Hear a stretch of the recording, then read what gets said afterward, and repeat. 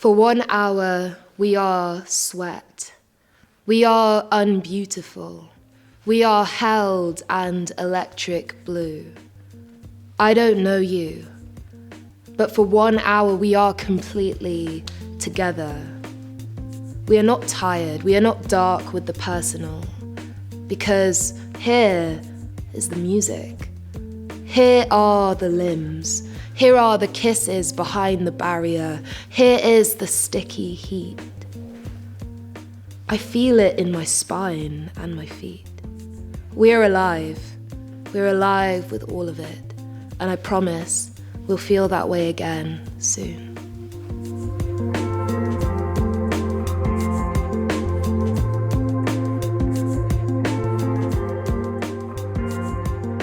This is the story of a year which took an unexpected swerve for all of us, and particularly for musicians like me.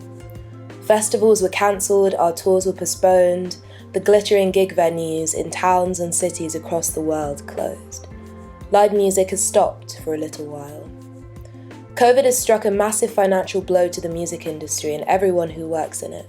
This really matters. But for this programme, I wanted to go a little bit deeper. I wanted to ask you how you're doing out there. And while we wait to be together again in concert halls, sweaty music venues, or dancing in festival fields, what's helped? How are you coping without live music? I'm Arlo Parks. I am a musician, artist, poet from West London. So January time, I was preparing to go on tour. The year before, I played my first few festivals, I'd done some support tours, but this was very much my first kind of foray into the touring lifestyle, as it were. There's something about being on stage with your mates, especially we're all so young and we're already doing this for the first time. What I find most compelling about being in a crowd is the fact that, for an hour, everyone is completely together, everyone is completely immersed in the shared experience. I think it's that sense of community, the fact that you leave all your kind of peripheral anxieties at the door. I'm going to be speaking to artists I love that you'll know. I've also been collecting messages from you.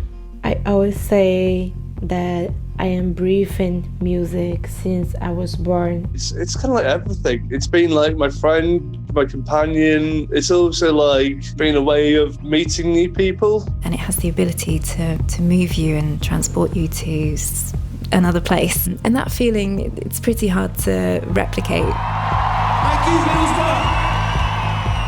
There are people who have been touring for 30 years. There have been people who have been touring for a few years. Like me, I'm 1 year. I just wanted to give musicians also an opportunity to speak about how they're feeling in this time. And these are all musicians that I really look up to and respect and was genuinely interested in. It's such a powerful feeling to get to communicate with that many people in one go, and the language be the songs that you've written privately, and then they become public, and there's a real potency in that. People have said in the past, or they come up to after a gig and they said, "Man, you guys were great tonight." And I'm always very thankful, but I said, "You guys were great tonight." We're all there. We're all contributing an energy. As a band, you strike a match to the energy in the room, and then it becomes sort of cyclical, and it's just it's back and forth. It's back and forth.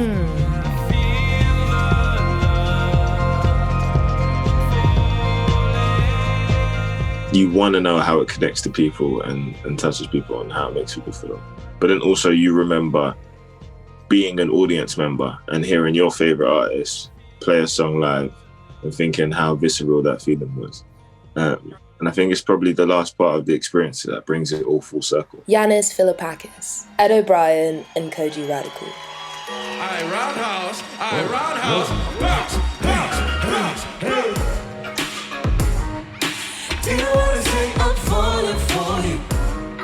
What I love about Kojey is the fact that there is so much power to his voice.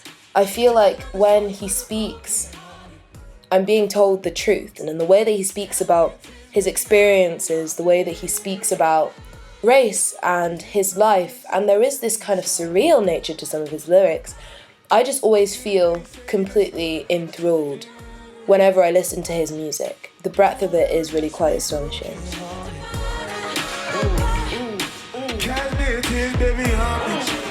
To you, what is like a good reception of your music? I want people to be engaged more than anything. Do you know what I mean? I think you can tell engagement. And like, I'm not one of them performers that like, you lock off and you're just in a dream world and you're just performing and the audience is there, but you're not really seeing them. Or no, I stand there and I'll look at you, all of you, every single one of you. I take long dramatic pauses in my show to look at people dead in the eyes and let them know I see you, you're here. I can see you, you can see me. Right. So if you're not corresponding with what's going on, it's crazy.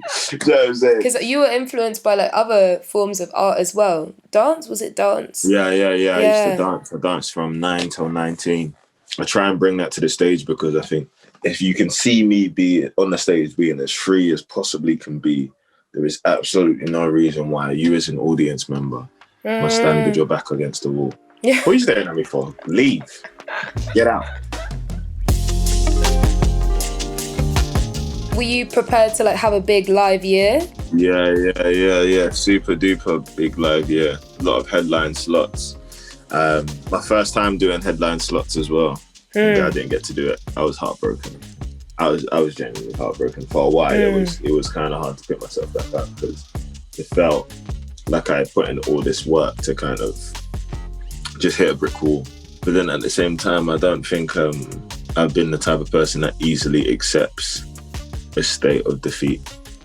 Do you know what I mean? I'm very much like, all right, cool. Like, how we moving? What we doing? I just got back to being hungry, and I think, if anything, it did better by my music. I don't need to tell you what it felt like in March when we had to cancel our shows. I'm sure you feel it too. Ed O'Brien has played guitar in Radiohead for more than 3 decades, but when lockdown happened, he was about to go on tour with his first ever solo record, Earth. I had the virus at the beginning, right at the beginning. And then once I got over the worst of it, I thought, oh, this is the opportunity. This is the time. What a perfect time to create. And it was really weird because I was exhausted and I couldn't listen to music for quite a while. I remember turning on the radio and it was just like all this noise and I couldn't bear it. It was really strange. And we were surrounded by bird song, lots of bird song, and they were the sounds that I was craving. And I'm lucky because what I've realised over the years is that it's an ebb and flow with music, I think. Yeah. How did you find it? I mean, you finished a record. I found it, I think in times of chaos, either I can't face music or I throw myself into it completely. Yeah. And for 2 weeks, I was just like, that was all I was doing. I was just like poring over poetry and my old journals and just trying to create. And then after those 2 weeks, it just kind of it was strange. I had a similar experience to you. It just kind of ebbed. But do you feel like it's been that same experience for you in terms of touring, in terms of like your enjoyment of playing music live? Has it ebbed and flowed, or? It ebbs when at the end of a really long tour. I think it's well documented in a documentary back in the 90s called Meeting People Is Easy, that we were basically at the end of the whole OK Computer touring. The last 6 months was really hard because basically we hadn't stopped from 92 through to 98. We'd just been on this album tour thing, which we had to do, and we willingly did it, but we were a bit burnt out by the end. And I think those are the exceptions, really. We all know this, that on the whole, to be able to play our music in front of people and connect on a musical, emotional, spiritual level and a physical level is such a profoundly important thing for us to do. It feels as human beings. And I think if there's a silver lining to this whole time, it's you don't realize what you have until it's gone. It's like ceremony, dance, ritual, music, performance. There's a deep-seated, we've been doing this for thousands of years in one way or another. So of course, we miss that. We miss that. We can miss that connection. It's a connection, and when it's right, it's like, for me anyway, It's like a divine thing. For 1 hour, we are sweat. We are unbeautiful. We are held and electric blue. I wrote this piece at like 3 a.m. in my house, and it's basically a celebration of that feeling that you have when you're in that room. I don't know you, but for 1 hour we are completely together. Like the sweat and the energy and the togetherness of it all. I wanted it to be something that kind of reminded people of how good it feels to hear live music and the fact that we will kind of hear it again. We're alive. We're alive with all of it. If I were to name it, it would be something like So Alive or something, because I think that sense of electricity that you have when you're watching live music I can barely describe it, but anyone who's seen a gig knows exactly what I mean. I'm Professor Alexandra Lamont. I'm from Keele University and I'm a professor of music psychology. Within one of the theories of music and emotion, there's an element of emotional contagion. And the idea here is that we pick up on the emotions which are being expressed within the music itself. So the patterns that are being expressed there, we pick them up. So if something is descending and slow, it means sad. If something is exciting and fast, it means, let's be excited and move around. Think about it back in its original context of actually connecting to the emotions of the people around you. So if you're in a crowd of people and everybody's smiling, you're going to naturally feel more positive. Hey, you've reached Arlo. Leave me a message. Hi, I'm Lindsay. I moved to Canada this summer to start a new job at the University of Toronto. When I was offered this job last year, one of the main things I was looking forward to was attending live shows in the city. I've definitely missed the opportunity to attend shows as a way to integrate into a new place. Hi, I'm Darren and this is Daniel. Hi, my name is Daniel Van Nissen. I'm a Gig Buddy trustee and a participant of Gig Buddies. Gig Buddies is a project for people with a learning disability to have a buddy and normally, in normal times, go out and have fun and go to gigs. Obviously, we're doing things a bit differently during the coronavirus. It means we can get out and have fun and shout and scream and dance. So how have you been feeling without live music in your life this year? Crazy. Was it frustrating? Yes, yeah. Tell us a bit about how that felt. It's not fair not being able to go and see friends as well. I'm Big Jeff, or Jeff Johns. I'm basically someone who's an obsessive compulsive character who's very much active on the Bristol music scene. So sometimes I'll be trying to squeeze in more than one show a night. Well, live music to me has always been like an important tool, really. I struggle with a lot of social situations. And actually, it's been really important because it's given me some kind of structure. Quite often, a lot of the venues provide safe spaces for people. And they are very, important, communal hubs.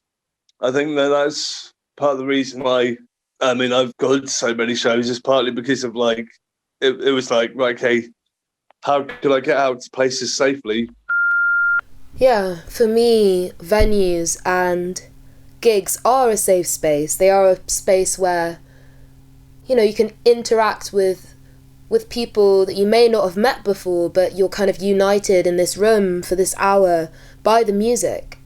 It was interesting to hear what Jeff was saying about the fact that being at a gig was a social situation that he felt comfortable with when it was something he struggled with otherwise. So I think this is really kind of hammering home the importance of gigs as something that brings people joy and makes people feel safe and connected to one another.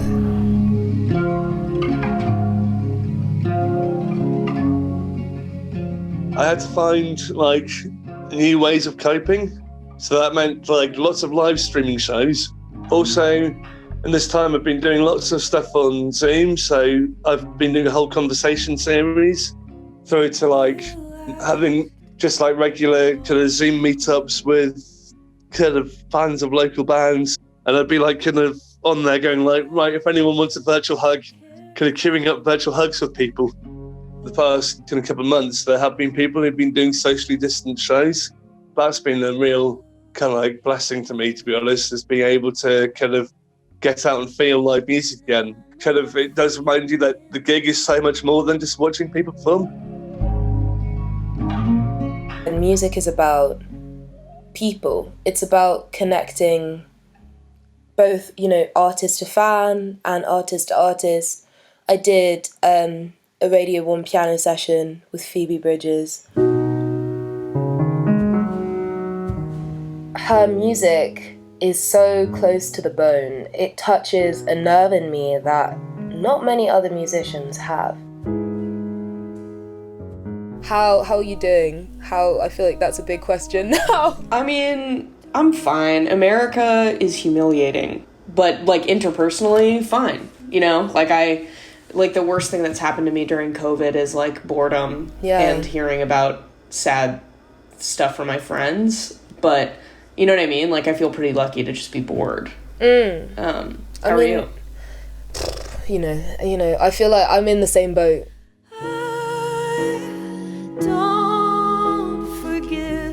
I mean, what is it about touring that you love? Like, of course, it's so, like, grueling, and it's, like, a very weird, like, limbo space to be in, but, like, what's special about, like, playing live to you? I feel like the brutal, grueling limbo is what you get paid for, You get paid to sleep in an airport for 7 hours because your flight was canceled.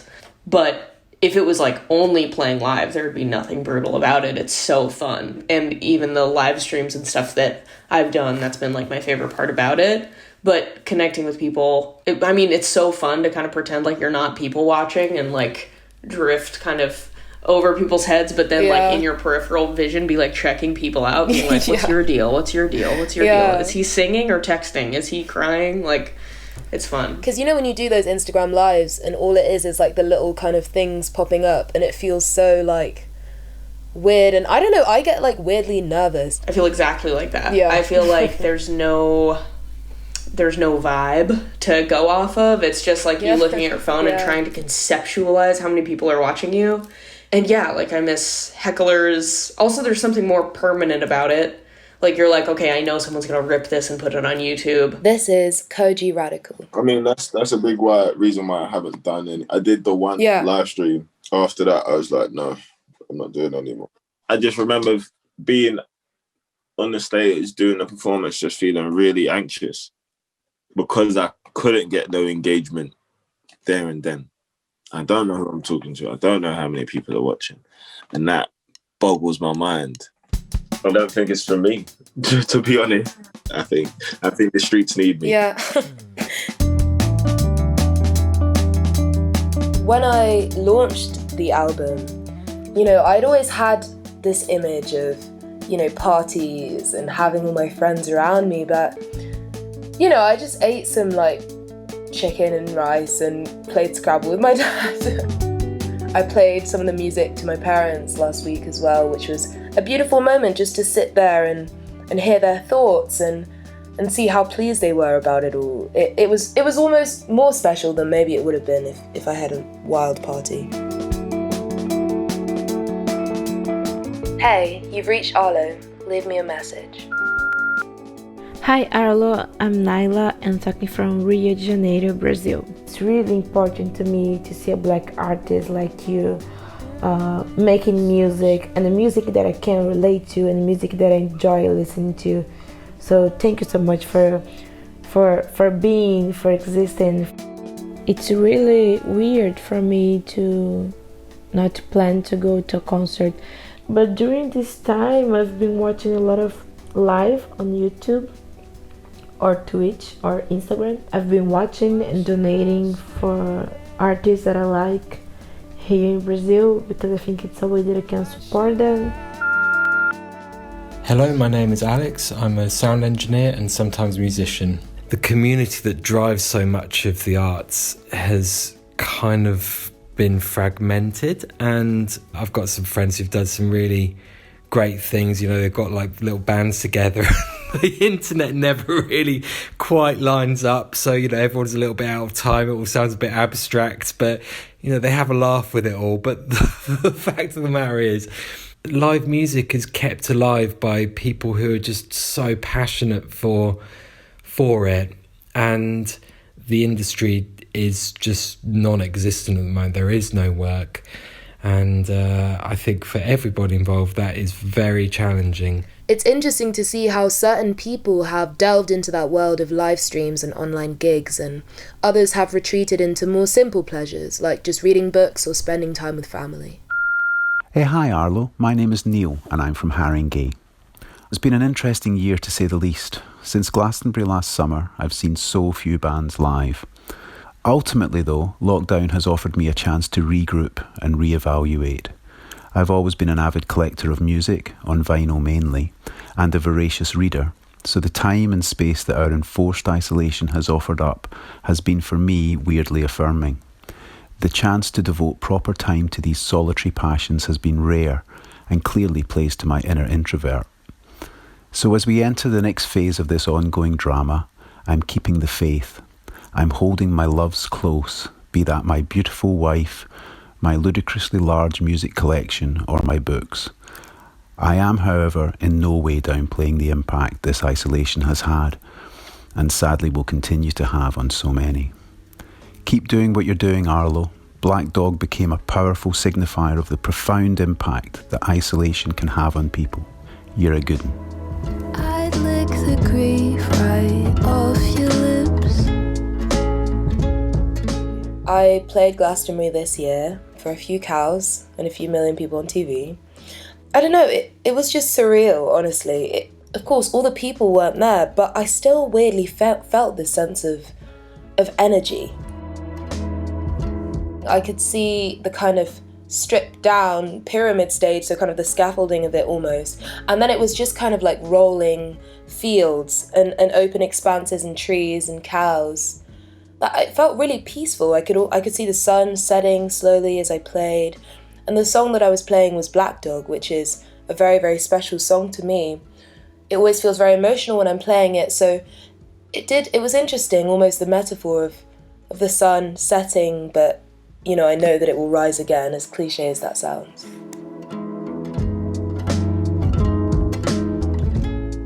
Do you remember the first gig you ever went to see? Yeah, I do. Yannis Philippakis from the band Foals. It wasn't great, really, but I went to see a band in Oxford. Foals are, they're icons in the rock world. They have been producing some of the most considered and, mesmerising rock music for I don't even know how many years. The feeling around the gig was amazing, and just that feeling of being I think it was a school night. I was probably about 15 or 16, and I was going upstairs above a pub, and it was loud, and it was there were all these kind of cool characters around. There was a record store I used to go to a lot that was also in the same neighbourhood there in Oxford, like Cowley Road, and I was like, oh, those are those people from the record store, and you kind of got this sense that there was a community. It wasn't just about the band, but there was this kind of ecosystem really around it. And I think, that's definitely something that is deeply worrying about what's going on specifically with the music industry, because it's fragile, and it already kind of was before this. There was lots of venues closing down and record shops obviously closing down. A recent survey carried out by the Help Musicians Fund found that half of all professional musicians in the UK have earned nothing from music since lockdown, and 96% have lost the majority of their income. Musicians, bar staff, caterers, sound and lighting engineers, roadies, venues. Times are really hard for so many involved in the live music industry. We feel it. We're thinking of you all. When live music returns to the world, what will it look like?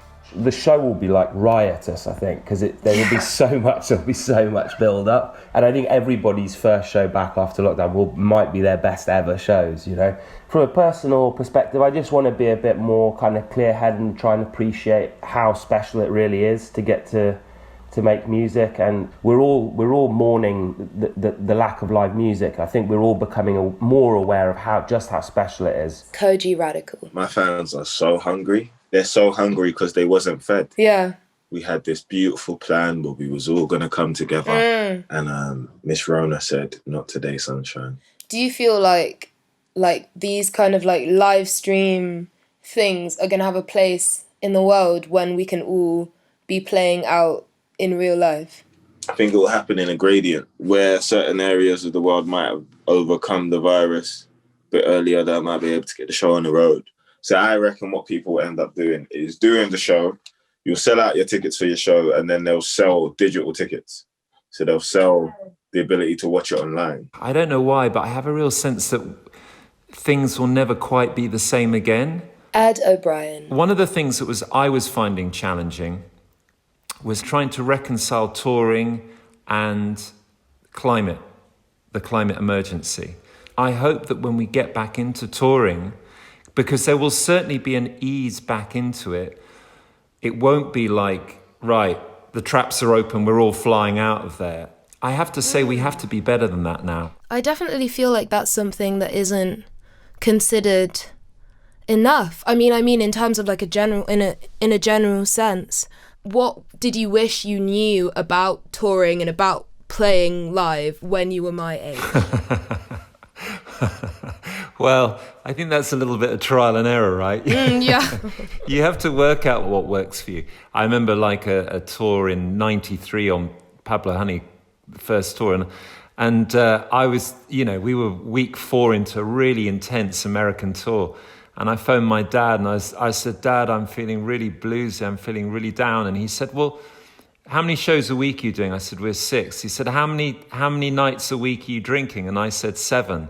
He said, why didn't you just stop drinking for a couple of weeks? And I phoned him after 2 weeks. I said, I feel great, Dad.